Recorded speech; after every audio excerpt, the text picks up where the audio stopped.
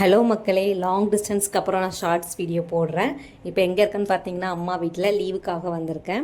எங்கன்னு பார்த்தீங்கன்னா பண்பொழி மேக்கரைங்கிற இடத்துல எங்கள் குலதெய்வ சாமி இருக்குது. ஸோ சாமி கும்பிடலான்னு சொல்லிட்டு வந்திருக்கோம். இதெல்லாம் ஃபுல்லாகவே மேற்கு தொடர்ச்சி மலைகள். நாங்கள் வந்தது பார்த்தீங்கன்னா கரெக்டாக ஒரு 11 அந்த மாதிரி தான். ஸோ நான் ஃபஸ்ட்டு வந்தப்போலாம் அந்த மரம் அப்போ தான் நாங்கள் வச்சோம். இப்போ பாருங்கள், என் ஹைட்டில் இருந்து அது நல்லா ஹைட்டாக இருக்குது. ஸோ அந்தளவுக்கு நல்லா வளர்ந்துருச்சு.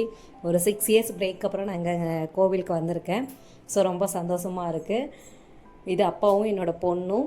ஸோ அப்போல்லாம் இங்கே வந்தப்போ பார்த்தீங்கன்னா இந்த மாதிரி சிமெண்ட் இந்த மாதிரிலாம் எதுவுமே இருக்காது, ஃபுல்லாகவே மணல் தான் இருக்கும். இப்போ எல்லாமே நல்லா மெயின்டைன் பண்ணியிருக்காங்க. அதே டைமில் தண்ணி கூட இப்போ அதிகமாக வர மாதிரி இந்த மாதிரி பைப் இது பண்ணியிருக்காங்க. இல்லைனா ஊற்றுலேருந்து தான் தண்ணி எடுக்கிற மாதிரி இருக்கும். இப்போ அந்த மாதிரி இல்லை. இப்போ இதெல்லாம் மேற்கு தொடர்ச்சி மலைகள். நான் எந்தளவுக்கு என்ஜாய் பண்ணேங்கிறத விட என் பசங்க ரொம்ப என்ஜாய் பண்ணாங்க. சொந்த ஊருங்கிற வைப்ஸ் இருந்தாலும் என்ன பண்ணுறது, சிச்சுவேஷனுக்காக வெளியில் போயிருக்க வேண்டியதாக இருக்குது. ஸோ என்னோடய பொண்ணை பாருங்கள், இதுதான் என்னோடய பொண்ணு பவத் யாழினி நாங்கள் கூப்பிடுவோம். ஒரே விளையாட்டு தான் அவங்களுக்கு. இது எங்களுடைய சாமி கும்பிட்டாச்சு. என் பசங்க அங்கே ஆடோட விளையாடுறாங்க. என்கிட்ட இருந்து சாப்பிட்றதுக்கு வாங்கிட்டு போய் அவங்க சாப்பிட்றாங்க, இவங்க சாப்பிட்டுட்டு இருக்காங்க. அது என் பொண்ணுக்கு சொல்லவே வேண்டாம். இந்த மாதிரி அனிமல்ஸை பார்த்தா ஓவராக தான் பண்ணுவாள். என் பையன் இந்த மாதிரி ஜெனரேஷனில் உள்ளவங்களாம் இந்த மாதிரி தண்ணியெலாம் அடிச்சிருக்க மாட்டாங்க. இப்போ அடித்து விளையாண்டுட்டு இருக்கான்.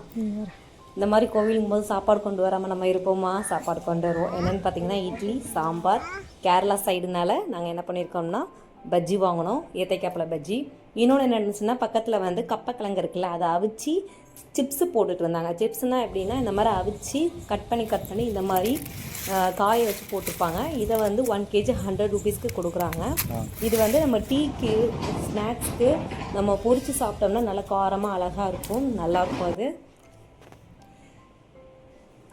இந்த டே எங்களுக்கு நல்ல என்ஜாய்ஃபுல்லாக இருந்துச்சு. ஓகே, பாய், பார்க்கலாம்.